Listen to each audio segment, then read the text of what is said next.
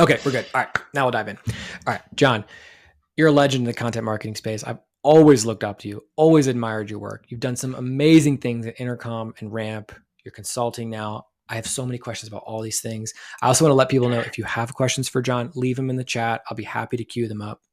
I think the first place I would love to start. So you came to B2B SaaS content marketing from journalism, which I think is Yeah. I see, like, I sort of see the line, like I see how it impacted the work that you guys did at Intercom. Um, and I remember I interviewed Jeffrey Keating a few years back, probably 5 years Yeah. back, about Intercom stuff and just learning about how you guys ran things. Pretty amazing. I thought how, like, and I assume this came from you, this really strong emphasis on subject matter expertise, right? Like the content Mhm. team was serving as facilitators for subject matter expertise as opposed to just content creators. Is that accurate? And can you kind of talk about that a little Yeah. bit? Yeah, no, so 100%. Not to be provocative at the beginning, but no one really cares what marketers think. You know, but not to be facetious, but we were particularly in the early days at Intercom. We mostly were selling to like founders and like product people at like early stage startups or relatively early stage startups. And so, I think to really speak to them in a way that they like it would resonate with them. It needed to come from the subject matter experts. So we used all sorts of ways to make sure we got like the deep insights that those people had into product building. Because basically someone, the person who was responsible for the product had to make the decision to integrate Intercom, which for people who don't know is like a customer communications tool, but you integrate it deeply with your own product. Um, and so you had to basically speak to those people, give them, I suppose, like knowledge that like felt, you were adding something to the conversation. It's like, I used to always kind of joke that, product people would, read your 2,000 word post about like how you do your road mapping process. As later as Intercom started to sell to salespeople, it was like, give me your, you're wasting my time with the headline. Give me what you've got straight away. Yeah.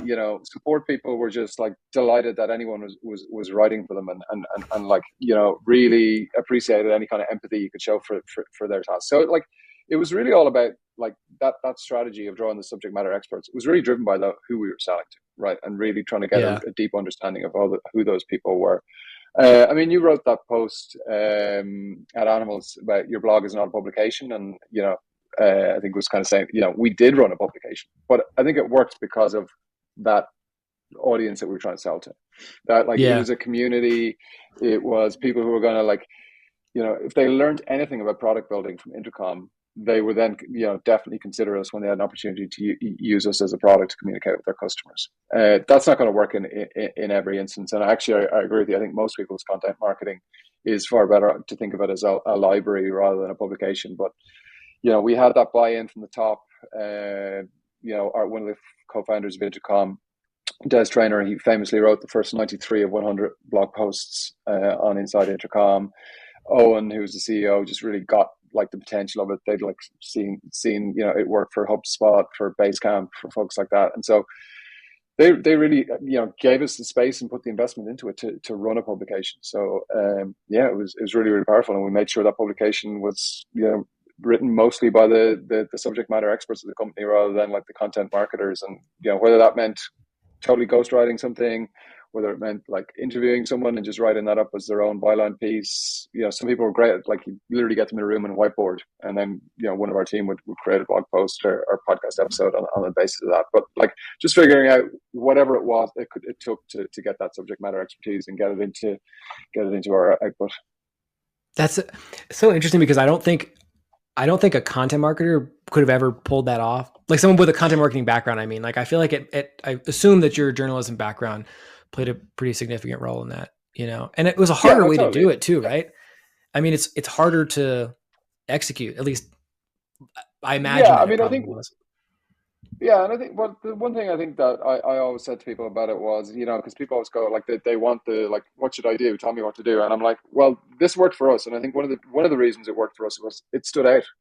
If Definitely. you think about it at the Yeah. time, like had like a lot of the content marketing that people looked up to at the time was things like HubSpot and Buffer, which was very search orientated. It was a lot of it was like it was a volume play. It was like do a lot of keyword research, make sure you hit a lot of those keywords, and it worked amazingly for them. Like I'm not saying that in any judgmental way. And so it was like, well, hey, we were a 60-person company, you know, 4 Irish founders set up in San Francisco in 2011. How many like startups were founded in San Francisco in 2011? You know, and you're trying to stand out from the noise. And so I think that sort of philosophy of like a publication that like publishes subject matter experts from around the company, it was pretty unique for us, and then we really just sort of, you know, as we showed that worked and we started to get more traction, it was like, okay, how do we double down on this? Like, let's do books, but like, let's do books that like feel like, you know, they're 40,000 words. They've like got a, even just down to the little details, like an ISSN number, you know, like that they were Yeah, properly yeah. registered books with a barcode. Like literally someone would put one person would work on it for a quarter, not one person, but like, it was like, you know, whether it was like 2 weeks of my time and 4 weeks of Jeffrey's time, but like it was, and a designer 4 weeks, you know, we put a lot of work into that to kind of like, again, stand out and sort of say we're going to produce high value books that, like, you know, at the time, again, I think a lot of, you know, stuff was like, let's do a 10-page PDF and gate it, and it was, Yeah, again, yeah. just how do we stand out from the noise, yeah, which I Totally. don't I think is think, ever a good idea. yeah, yeah. I think I read Intercom on starting up on my Kindle. I think you published an EPUB version. Yep, And I think maybe there yep. was even some of those books became audiobooks, but sort of released in podcast format too, right? Yeah, so that, again, just a big philosophy I always have is like content is, and particularly the kind of content we created at Intercom, is expensive to make. So just trying to think about like, are there ways to get that into different formats, or like repurpose it and reslice it and redice it. So first off, again, just going back to the like trying to make them feel like proper books rather than like, we didn't even call them ebooks. Actually, that was a big thing. We had a rule Oh, internally. We just yeah, that's interesting. never refer to them as Mm. ebooks, because I think ebooks, particularly less so maybe now, but like, you know, in 2014, 2015, they were kind of seen as a bit lower value, and there was a lot of free ebooks out there. So we always called them books. We made sure they were always available in for your Kindle, for your Apple device, or just plain old PDF if you wanted. But just give people the choice, and what you'd expect as well if you bought a book from like any of the big publishers as well. Yeah. But then, yeah, we subsequently decided to do them as audiobooks. And we had a successful podcast, so it was like, just let's chunk them up as like episodic books. And then Intercom starting up, we actually printed them. I printed 10,000 of them. Kind of was like a ask Des trainer for forgiveness rather than permission, but like it was like they were going to be about like $11 or $12 per piece if we published, like, I think like, yeah, 2,000 of them, and I was like, oh, we can get them like $6 a piece if we go big. But they were, And you you know, shipped them to people? Like people ordered them and you we shipped individual books out?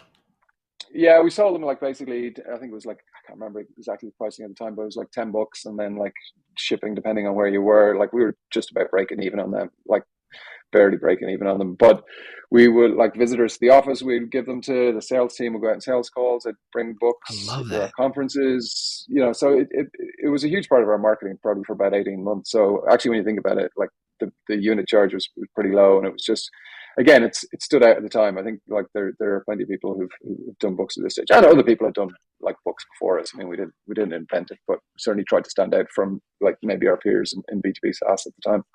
Yeah, wow, that's so interesting. I'm picturing like your office just like full of books and like orders come in and you're like putting an envelope, mailing them out. But I assume, like, was it they were drop shipped, I assume?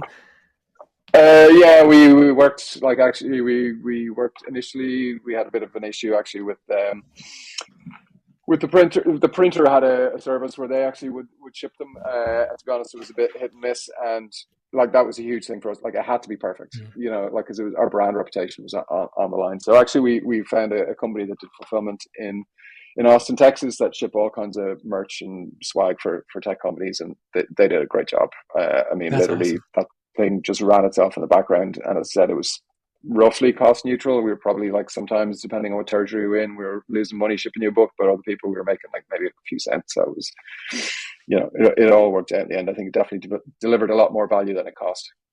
So interesting. We'll link to that stuff because I want people to be able to see it in Yeah. real life. You know, the reason that I wrote the blog post about your blog is not a publication, was because I was so tired of on sales calls, people saying like at Animals, people say, like, oh, we would like to be the intercom for human resources.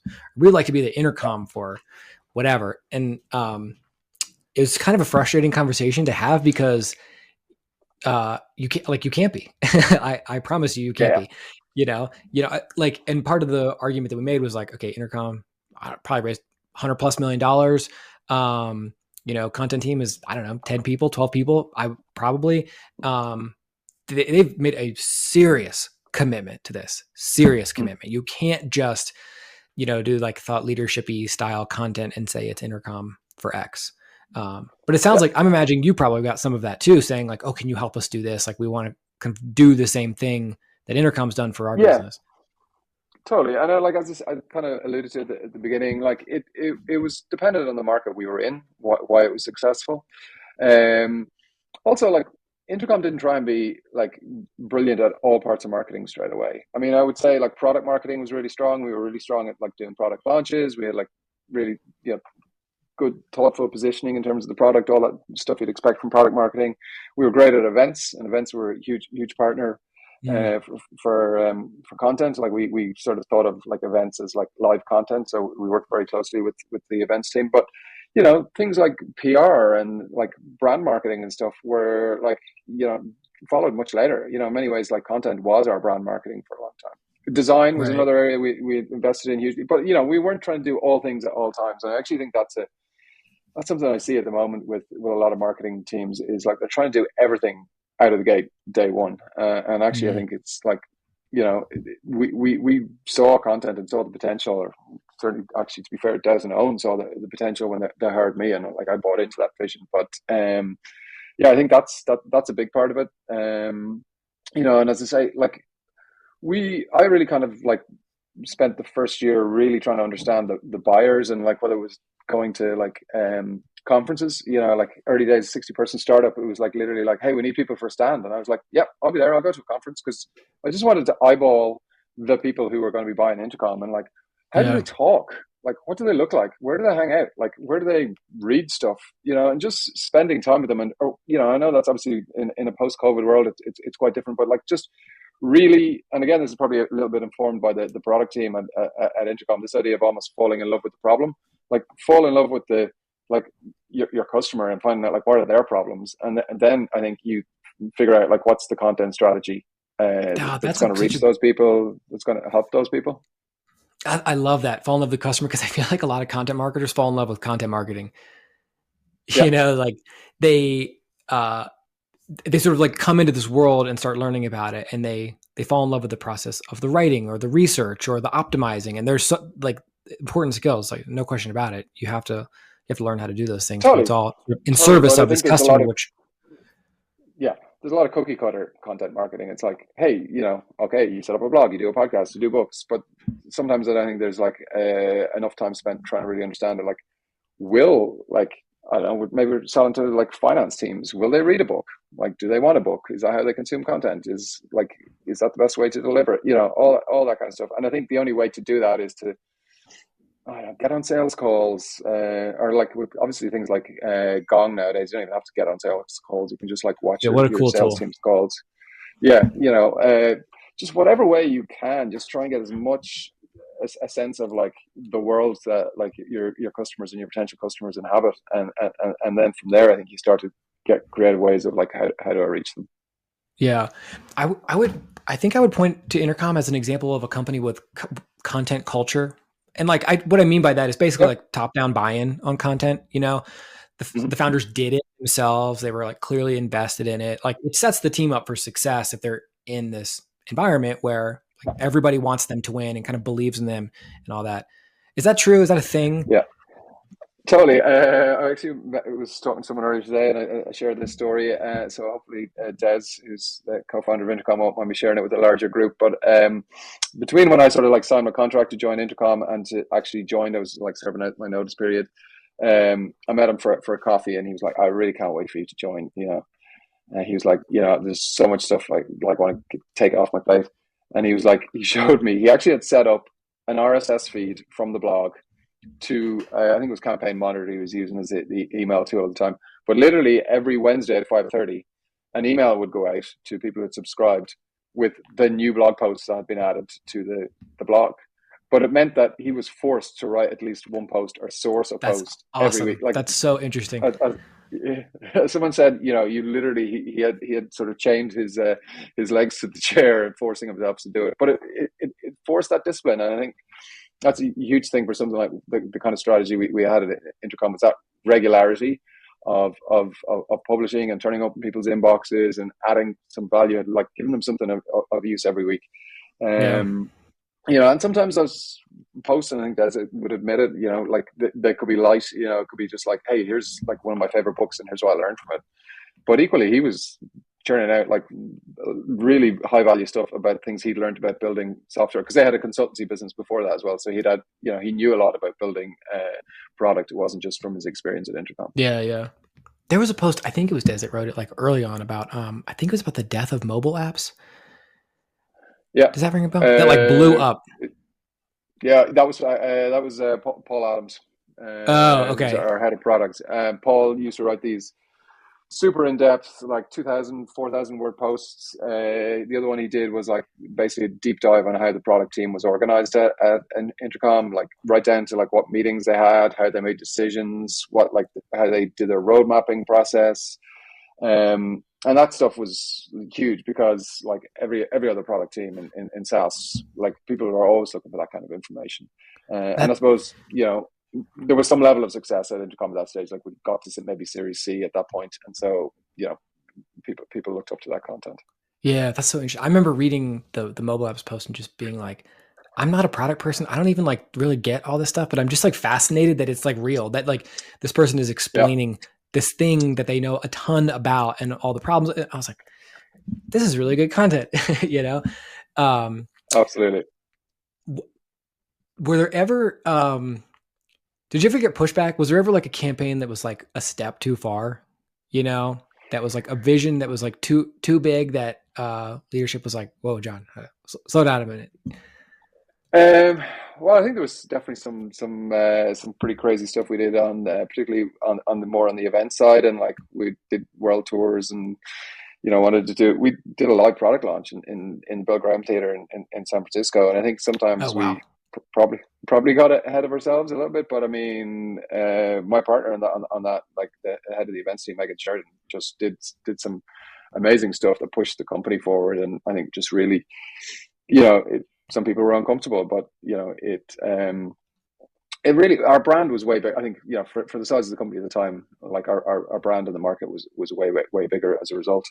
Um, but I mean, I think there was always, a philosophy at Intercom of like, going back to first principles. So there was always like, we rarely did stuff that like we hadn't kind of road tested internally, and people had asked like, and why, and why, and why, and like, what's that going to do for the business? So, there's probably way more stuff that ended up on the cutting room floor that I don't even remember at this point that ever saw the light of the day than stuff that did. Yeah.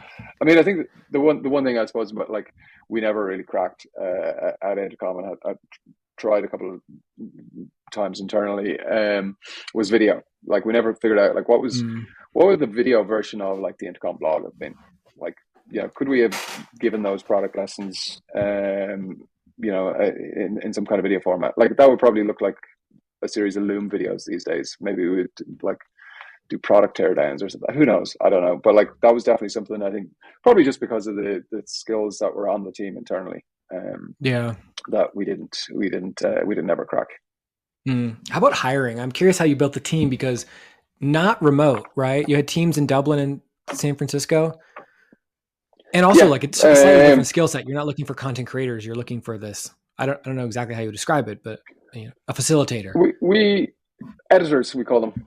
Okay. And actually, we like for a long time, for a period, we actually changed everyone's job title to like editor, like senior editor, or like just content editor.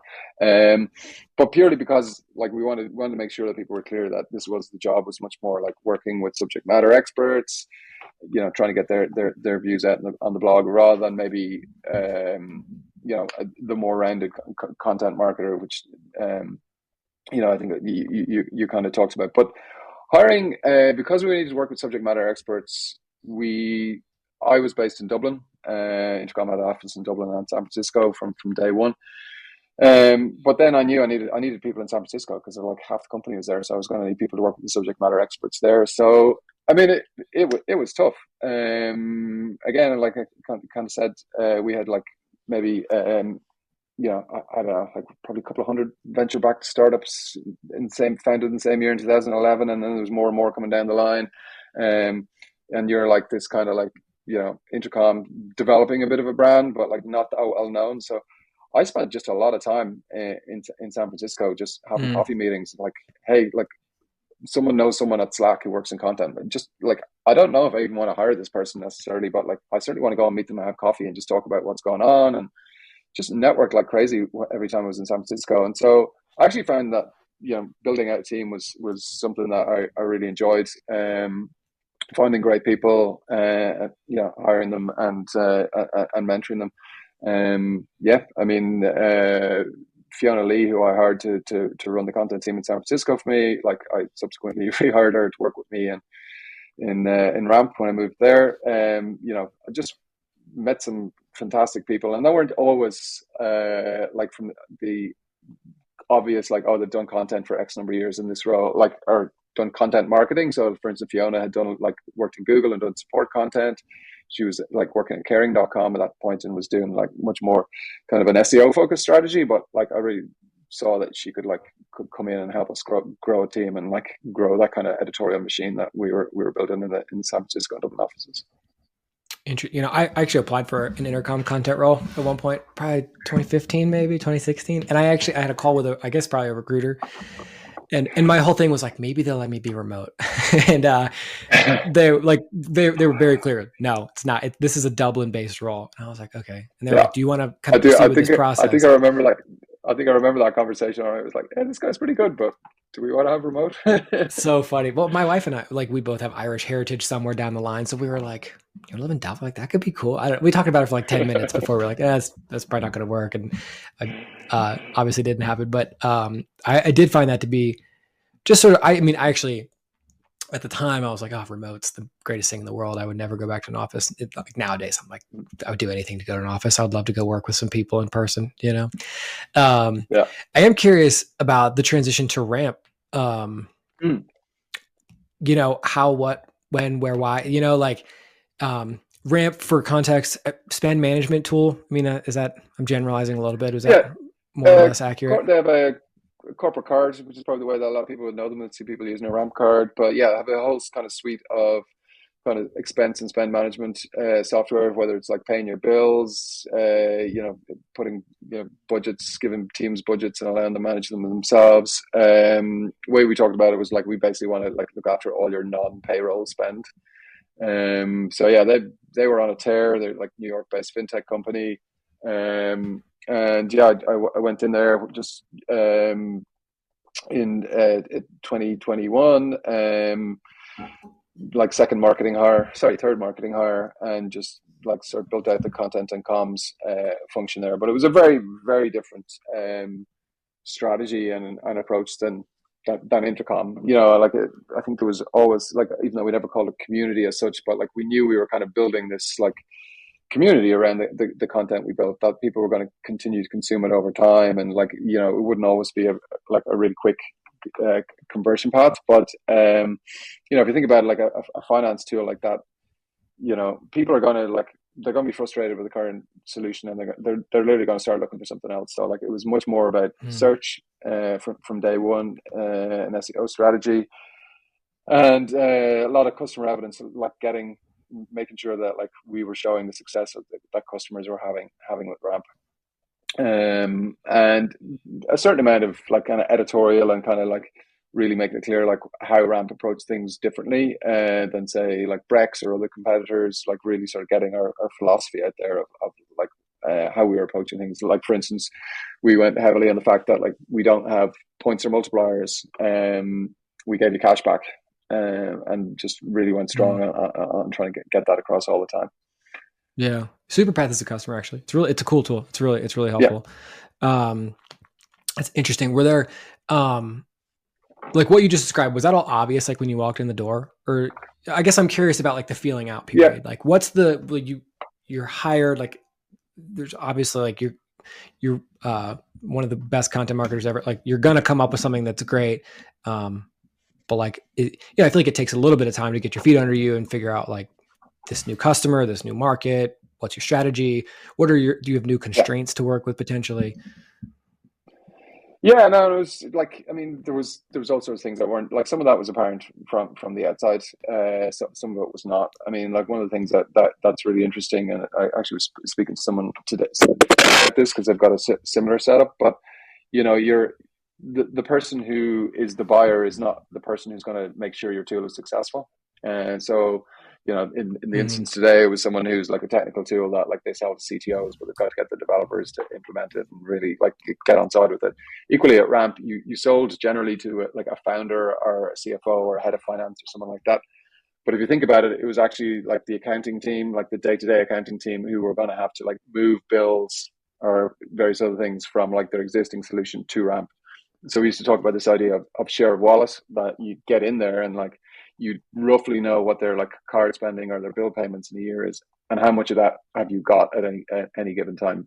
But it was also from a content perspective, it was like we've two very different audiences there. Like a head of finance, a founder of a company is going to have very different like different kind of content they're going to want or consume versus like an accountant or a controller or someone who's actually at the coal face of finance every day. So those kind of things were really really interesting. The other thing I suppose that that was different at Ramp, and which I think is going to become more of a thing, is that like I oversaw content and communications, which was Mm-hmm. effectively public relations. And I just think the way the media landscape is going, that you're just going to see a lot more of that, and it just makes a lot more sense. That like if you have a team that's internally creating good content, if you can like give that content to the media and sort of basically the media has never been so under resourced as it is now, and yet they need to do more and more. So if you can give them, whether it's like data points and like we started doing a quarterly benchmark report about like the spending patterns on Ramp. Like literally, what are like 10,000 US businesses spending their money on? Like what's going up, what's going down? We did like in summer of 2021, we did a big report about back to the office. Like, are people actually going back to the office? How much are we seeing this in terms of our spend? And it was really interesting. You could literally, I think there was like a 2 week period in March 2021 where suddenly you saw like spending on facilities and like office cleaning and things like that went through the roof, because it was obviously like Yeah. people are reopen, like, oh, no one's been in the office for a year, we better like get the office going again. Equally, you saw spending on things like people had like a lot of stuff like I was going to say Deliveroo, which is the Irish service, but DoorDash and services like that, where obviously they've been letting their team get like maybe lunch once a week at home or whatever. Or suddenly that like spending in those categories started to decline. But again, just thinking about like, is there stories in your product? Like, is there data points in your product that you can then use for like content in terms of traditional content marketing, but also like get that stuff out to the media and get press for it as well, which I think That's is cool. I you're going to see love a lot that. more of that. Yeah, I yeah, love that. I feel like COVID forced that a little bit too. Like I recall in like spring 2020, like still at Animals and talking with a lot of our customers and realizing that most of these companies, content is their only real direct line of communication to anybody, mm, whether it's a customer to the media to anybody. And I feel like that probably some companies really leaned into that and realized that content has maybe this larger role to play, which I think is generally good because like these people are well equipped to do it anyways. Um, I'm curious about building a team there. So you probably don't know this. You hired a woman that I went to college with, Stephanie yeah, Gordon, Stephanie, and yeah. people really don't know this. University of Delaware has a great track record of turning out excellent content marketers. Greg Ciotti, another University of Delaware alum. But I'm curious how you built that team because it's a different role, right? I mean, or I guess is it? Was it a different role? Were these people creating more content? Were they, what was their life like? Probably a little bit more traditional content marketers. I think a big thing for us as well was we kind of felt like we needed probably a little bit more subject matter expertise on the content team rather than like the content team being the facilitators or bringing that subject matter expertise in from around the company. So actually, Stephanie definitely has specialized a lot more in sort of like finance content. So I think that was definitely it. I think something, yeah, we were using a lot more agencies. I mean, the thing is like just the growth at Ramp, in terms of the business meant, there was a kind of a pressure to deliver quickly. So like the way to ramp up quickly, obviously, is you. Mm. Sorry to use the word ramp to talk about ramp, but the way you ramp up quickly is to use agencies. So there was a little bit more of that as well. That like the team there was managing freelancers and contractors and agencies a lot more than we ever did at Intercom, Oh. and sort of being that sort of like bringing that ramp voice and that ramp stamp to what those folks were doing and making sure it seemed like coherent to people who are on the receiving end of it. Yeah, that's interesting. We made a course at one point about vendor management because I feel like it's emerged as a really important skill. It's just the Yeah, easiest way to scale your output. But to your point, you have to make it work. It's really not the agency's responsibility ultimately to make it work. yeah. It's your I think responsibility, what whoever happens, the point of contact is. yeah, it's something I've seen, and it happened at Ramp. There was some agencies hired before they say they had someone in seat. So, for instance, there was an SEO agency that was hired, but there was no one really to manage that SEO agency and to really think about like what are the keywords and like, are they going after the right stuff. And so it didn't work out because you do need like whether it's that like there's a content person or even an in-house SEO person, or whoever, but someone who can closely manage that agency. Yeah. If you don't, if you aren't doing that, you're not going to get the value out of the agency. It's not a substitute for having people in house. It's really like think about it as a way to augment the people you have in house. Right. Do you think about content cadence a lot? Like, I guess when I think about content strategy, the first thing I think of is like budget and then cadence. Like how much, and maybe this it might just be personal bias, but I'm like, okay, I think like a piece of content costs X. So with this budget, we can do Y number of pieces per month. And like, maybe that's not the right place to start, but I am curious, like, um, yeah, like in both of these cases, you're creating a lot of content. Do you feel the cadence is important? Are there peaks and valleys to it? Like where times you're Yeah, publishing more and going harder? Do you believe more in like that even cadence, like you mentioned with Des, and like the Wednesday email going out, whether yeah. there's an article in it or not? I think it's like I always kind of use the word regularity as much as sort of cadence, and it's like you know Um, when we got into doing podcasts at Intercom, this was like a lesson that just it was stunning to me. But so we decided to do a podcast, which at the time was like, ooh, should we do a branded podcast? And will people even listen to a branded podcast? This was 2015. Obviously now, it's a no brainer. Like I think nearly every startup, probably more startups doing podcasts than blogs these days, right? But we said we'd be scrappy. We'd just try and get 10 episodes out, just see if there was an audience. Like, would people even listen to sort of, like similar content to the blog, but would people even want to consume it like as a podcast? And so we just got like 10 episodes out just to see was there like an audience. Um, as a result, we were being scrappy. We just literally kind of like put episodes out when they were ready.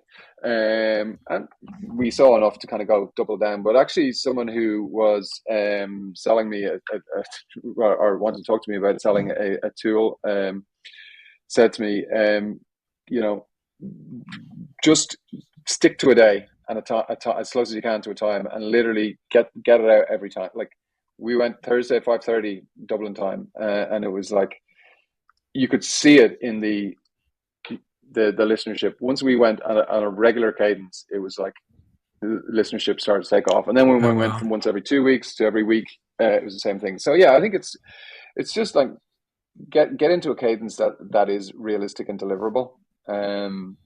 And yeah, even simple stuff. I used to talk to like I'm sure anyone who's listened to this doesn't need to be told this, but like I used to see that thing of people that would like start a blog in particular with like a fit of enthusiasm, and they're like publishing 3 times a week, and literally they run out of steam after 6 weeks. They've created 18 Yeah, posts, yeah. but if you published 18 posts once a week over 18 weeks, I guarantee you those exact same posts would have, you'd build an audience much more effectively. You'd start to get, because as we all know, like it's like a quarter or two of like probably pretty static, low growth, and then suddenly it starts to take off. I mean, every content marketing project or team I've worked on has had the same sort of shape of graph. So yeah, I think it's cadence, regularity, call it what you want, but yeah, I think there's a lot to be said for figuring that out rather than and just sticking to it. And obviously, as I say, it takes maybe 2 quarters probably to see the results, but you will start to see early feedback, which means it's not a case of like, let's just stick to this blindly for 6 months and see what happens. But yeah, I think it's vital to figure out what the cadence you can deliver is, right? Whether it's Yeah. like just literally sitting down and going, how much money do we have versus how much does each content piece cost to produce. You mentioned something I wanted to just touch on quickly. You're right, and I feel like it's like an accepted consensus that content marketing takes a while, but people are also quite impatient and not always willing to wait. And so, like, I think what you pointed out was that there should be some feed. Like, it's not that it's just like nobody and then lots of people. There's signals, and I wonder if those signals are more anecdotal. Somebody saying, "Hey, this is I really liked this," or like maybe you pick up a mention or a link in a place that's like fairly meaningful. Like even if it doesn't send floods of people your direction, it's like, oh, okay, that's good. Like we're making some progress here. Exactly. You shouldn't have to like have really complicated like metrics or KPIs, or like you should just be able to eyeball it and see like we're getting qualitative feedback. Oh, look, this person who's an influencer in the space has like shared our article, or the CEO like bumped into someone at a conference and said, "Oh, I saw that blog post you guys put out," or like you will get that signal. And I actually think sometimes people like over engineer it to begin with, and then it's like as a result they kind of lose their nerve and can things before it has a chance to really perform. Yeah, that's interesting. We do have we've got like 5 minutes left. I want to be respectful of your time. We got a question here from Ryan. He says, "Does John have any tips on how to start building an audience through all channels, content, social, email, etc.?" I would add to that: is it the same audience? Like, are you reaching the same people in different ways, or do you think of those different channels as reaching potentially different sets of people? I think it's I don't know if they're different sets, but I mean, obviously you go through all those channels because like you just have to be respectful that some people are going to want to consume you in different ways. And it kind of goes back to the way I thought about the podcast. It was like, did it open a new audience, or did it open it up to like people at a different time? Like, hey, I'm at the gym, and so I can't sit down and read a 1,200 word Intercom blog post, but I can definitely listen to a podcast. So, and you're just giving people that choice of like, hey, if you want to consume this stuff in a different way, we've got a way for you to do it. In terms of how to start, like just do all the stuff that doesn't scale. I think at like Ramp, I remember when we launched our podcast, I was like, okay, there's 250 people in this company and we do not have 250 likes on Apple Podcasts. What, and I used kind of a word that Irish people use a lot. I was like, this is crazy. You kind of have to be like, get everyone behind it. We're very like, content's something that people can get behind, and as you said, like oftentimes it's the only sort of like channel that people have to sort of like communicate outside the company, or it's like certainly the most visible one. And so it's like really just mobilize the whole company behind it, like in the early days. And I think just like have all those different touch points so that people like, if they are on your content channels, or sorry, on your social channels, that they like can get back to your blog, and then there's like an opportunity to subscribe. Make it easy for them to like share that content, whether it's like sign up for a newsletter, make it easy for them to share it with a friend. Just really it is a bit of a startup cliche, but just do the like stuff that doesn't scale right at the beginning. Like every single subscriber or reader you can get is a huge win. And try and get everyone in the company behind you. If there's only 10 people in the company when you join to do content, that's a network that's 10 times larger than your network. So really tap into that. It's tougher now. Like there's not like there used to be sort of like you go, oh, well, we're selling into HR, and like there's this HR community over here that like if we just spend time there, we can, you know, most of these communities are fragmented now. It's quite hard to find one place where you can distribute your content or really start building an audience. But what I have done in more laterally is just try and like figure out like what are those fragmented communities, and like maybe you target two or three at a time, and see which one's working. If it does, if you're finding something doesn't work, move on quickly, and like every month you're trying new ones to get your content out in. Also, just I think close the loop in a big way as well between like if someone shares, you're starting out and someone shares your content on social, make sure that like they come back to them like from the brand handle or whatever. Really just make it clear to people that like whether, as I say, they're internal. We used to even have league tables of like the most read blog posts every month and the most read authors on inside Intercom, and try and get like some friendly internal competition going, like just get people excited about it. But yeah, that was huge for us, that sort of internal one. We call it Project Dopamine at Intercom, which was just like making sure people get that shot of dopamine when they've gone to the effort of creating content with you, that they know how it's benefited the company and benefits their career as well internally. Yeah, we do. We have for one more question, John. I know we're basically up on time here. Sure, yeah. So if you can ask, can you go deeper on how you prioritize and dedicate resources for content across audiences? The example being CFO versus the accountant, and quantifying the differences in the impact. That's interesting.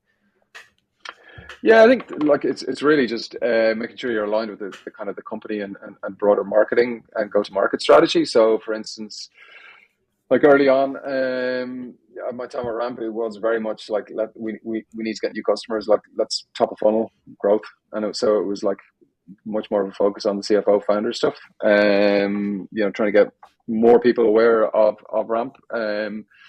And actually, it was comms and PR more than content. I think that really helped with that a lot. Well, it's probably the combination of the two. We were lucky to have sort of like raised big fundraising rounds, which grabbed a lot of attention. But like it was really making sure that we were turning that attention into business. So like making sure we could convert that interest. But then obviously, like over time and sort of in later quarters, the company strategy was like, okay, let's think more about like how do we get more of that share of the wallet? How do we expand when we're in these, like we've done the land, now we need to do the expand.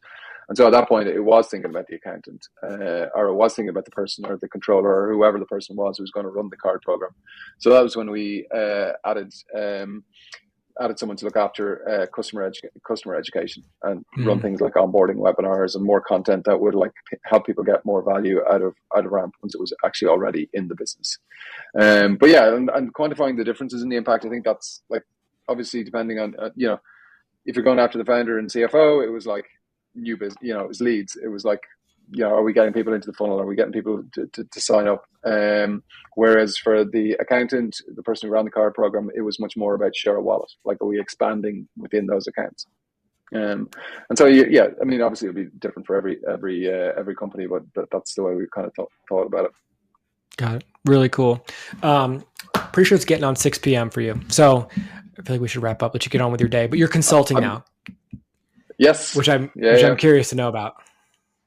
Yeah. So, yeah, I mean, like I've always been interested in kind of like starting new things. I'm not the kind of guy to come and like run a mature process. So, I've kind of also, I think like I had a pretty like run from like pretty full on journalism career to straight into Intercom, 7-year run there, saw a lot of growth, 1.5 at Ramp, saw a lot of growth. So took a few weeks off over the summer, just needed to reset and recharge, and now working a lot on content strategy with clients. And also I think a lot of consultants come along and give you a strategy, but they don't necessarily help you to go figure out like how we're actually going to implement this. So doing work as well with them on like the org design, like who do you need to hire in-house for this, what's going to be going to an agency, like are the contractors who can do some of this, and then even helping sort of like hire those agencies, contractors, or even in-house folks to deliver on the strategy.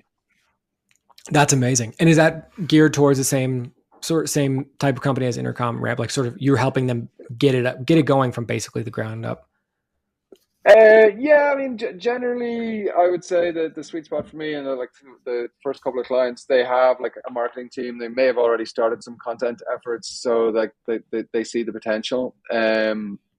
But yeah, I mean, if you haven't like got at least some of the basics of marketing in place, it probably doesn't make sense for me to come and work with you. Like you need to have like a sense of like who your buyer is, like what your positioning is, your messaging, all that kind of stuff. But yeah, once you've got those things in place, like kind of roughly Series A, Series B, in terms of venture backed companies, I would say is kind of the sweet spot, or the one where I've been having a lot of fruitful conversations, and actually both my first clients are at that kind of stage. So excited to Cool. see where it goes.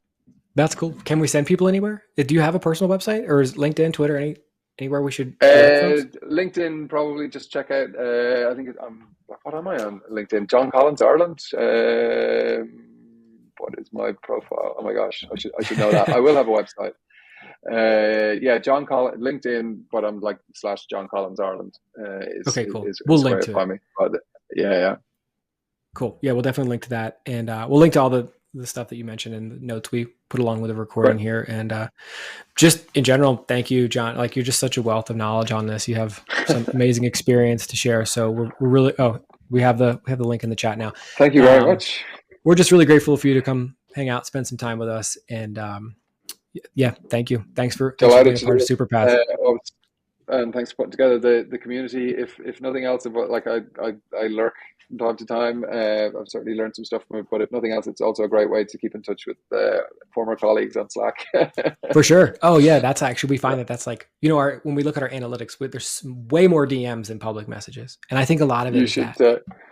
you should have an alumni product where you Yeah. get like content team alums to keep in touch. It's a good idea, actually. I kind of like that.